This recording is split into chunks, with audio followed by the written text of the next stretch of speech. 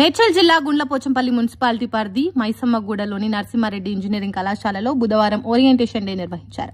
ఈ కార్యక్రమానికి ముఖ్య అతిథులుగా కాళోజీ పురస్కార గ్రహీత C Narayana Swamy, DG Ramamurthy, Annamreddy Chamundeswari, Tata group senior manager Shri Neeraja Singh పాల్గొన్నారు. ఈ సందర్భంగా కళాశాల ప్రిన్సిపల్ లోకనాథం మాట్లాడుతూ తమ కళాశాలను ఎంచుకున్న విద్యార్థులకు అభినందనలు తెలియజేశారు. శక్తి వంచన లేకుండా తమ వంతు సహకారం ఎల్లప్పుడూ విద్యార్థులకు అందజేస్తామని తెలిపారు.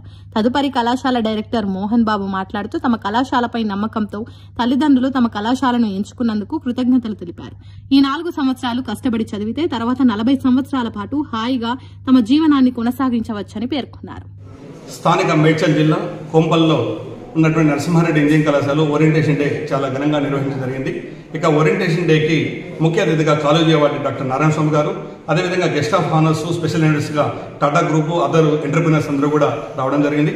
ఈ యొక్క ఓరియంటేషన్కి దాదాపు 3000 మంది పేరెంట్స్, అదేవిధంగా స్టూడెంట్స్ ఇక్కడ పార్టిసిపేట్ జరిగింది.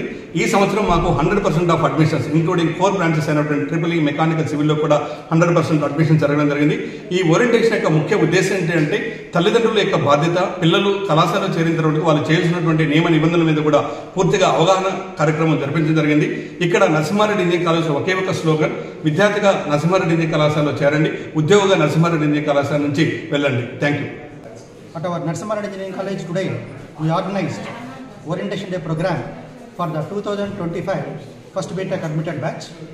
In this program, all our chief guest, guest of honor, our director, management and deans and HODs has explained about how the BTech program, what are the various facilities and infrastructure, course curriculum and how it is going to deliver and how they have to very serious about their studies throughout these 4 years of study, and if they are serious about their studies throughout this as per the instructions given by our faculty and HODs, they can have a wonderful future and they can have a beautiful career in their profession.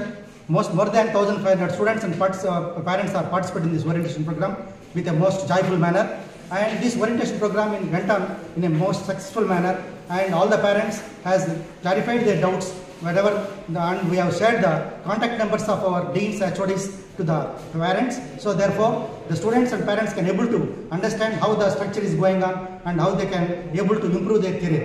Thank you, Varanda.